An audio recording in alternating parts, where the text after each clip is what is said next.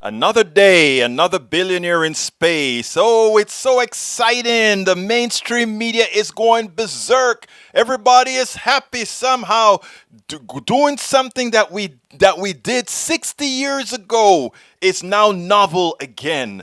Well, we did it a bit differently, but the technology, the theories, the science theories all remain the same. And we've done nothing new. We didn't go to the moon. We didn't go to the space station, the heights that the space station has reached, or anything of that nature. What we're good at is marketing. Something great has happened here. Really. What really has changed between what Bezos and Sir Richard Branson has done? What has changed? Please tell me, other than somehow some billionaires making money off of the brains that we, the people, created when we did all that we did with NASA. Well, you know what? It was great to see a congressperson, a Ro Khanna, who got it. He saw it. He realized the fraud. Let's go ahead and take a look at it, and then we'll take it on the other side. I don't want to be a pooper.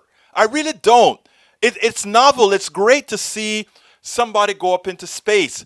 But all the things that go behind it, all the excitement, the exhilaration, all of these things, is it really, check this out and then we'll take it on the other side. I want to bring in somebody who has a bit of a different perspective on all this. Democratic Congressman Ro Khanna, member of the House NASA caucus. Congressman, good morning. Thank you for being with us. Your initial thoughts on what we've seen go down over the last 90 minutes here. Well, I don't think I've heard of a bigger oxymoron than talking about billionaires going up into space and then using the word democratizing. Here are the facts. Amazon has refused to pay any tax in 2017 or 2018.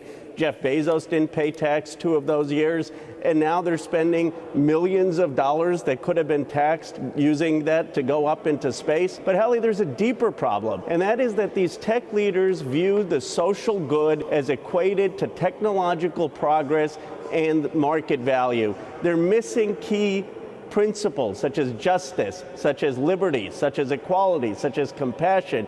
And the reality is that they have an unexamined view of what constitutes a good society, and sometimes an arrogant view. You, in a way, preemptively responded to some of that.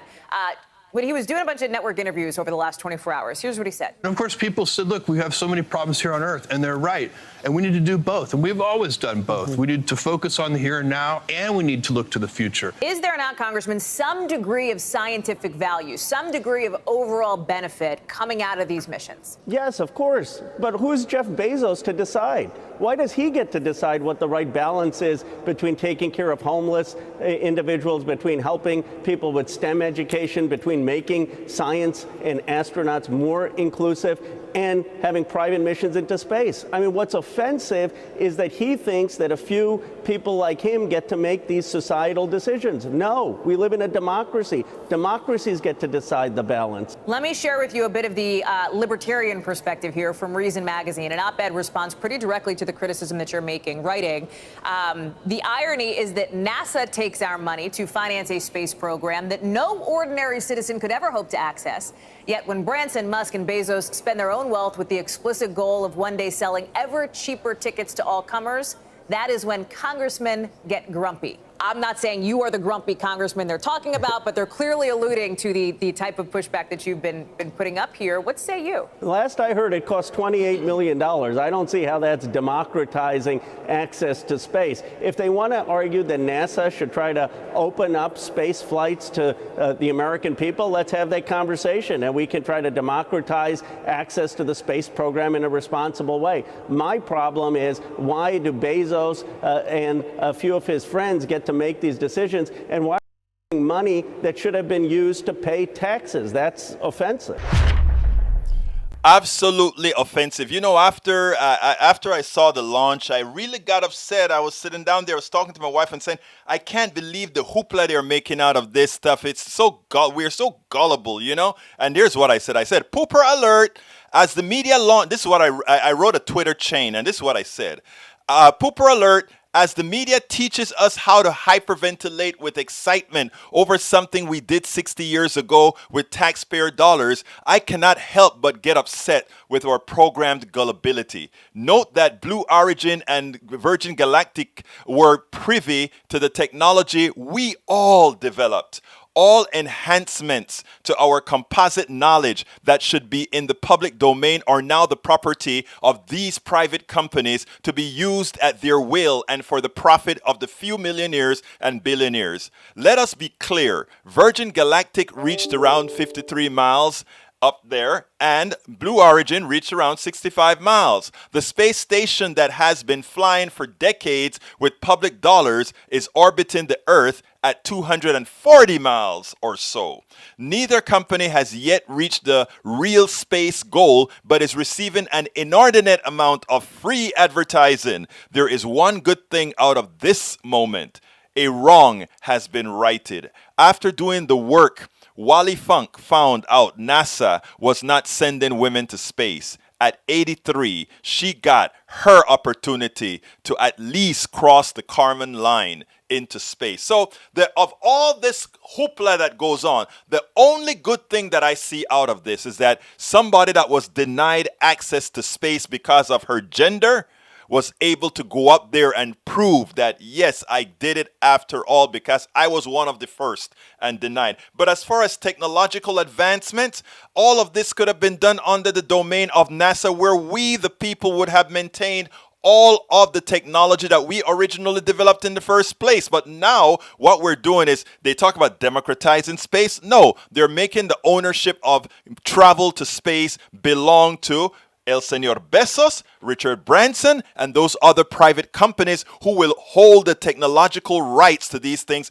that are built on the technology we, all the people, created. You know, Stephanie Rule. I love Stephanie Rule. I love what she stands for. I love the way she does her news, etc., because she's usually honest. But even she got caught up into the hoopla where she said, this is a proof of American exceptionalism. I said, absolutely not. How could this be the proof of American exceptionalism? This isn't something that we the people are doing. This is something that Jeff Bezos and others are doing to make a buck, not to make America better. They're only doing this to make a buck. When we talk about real space travel, we're supposed to be talking about the integral America. So this is what I tweeted to her.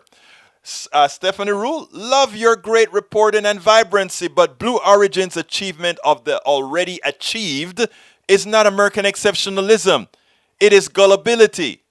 If billionaires paid their taxes, NASA would do this work where the intellectual property is all ours, as opposed to us building the foundation, and then after we take the risk out of building the foundation, we get parasites that come and build something as if it's new. The other part of the parasitic industry saying, hey, look at the great things they've done. You know what, guys? They hadn't even made it into orbit. We have a space station technology, which I also worked on. I worked on some of the software on space station. But we have technology out there right now, old technology that is orbiting the Earth thousands of times since it was placed up there. And we get a couple of guys who barely touch space, and they get all the attention for being billionaires and doing something with the technology we created, and they're going to keep all the enhancements for themselves and charge a few more dollars to millionaires to get some flights. And you know what? Ultimately, we do what we always do. We cheer billionaires who use us to raise their or make their billions, and then tell us, if you want to use what you've created, you got to pay us who've created nothing to do it.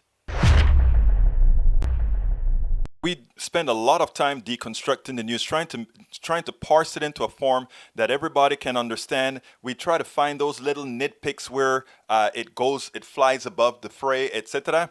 If you really like these videos that we do, I want to ask a big favor. Please go ahead, number one, subscribe to our channel, and number two, please join if you can. Thank you so kindly for watching. Keep watching. Please remember to share. We must populate the entire internet with our progressive message, a message that we know is what most Americans say that they want. So help us, please join.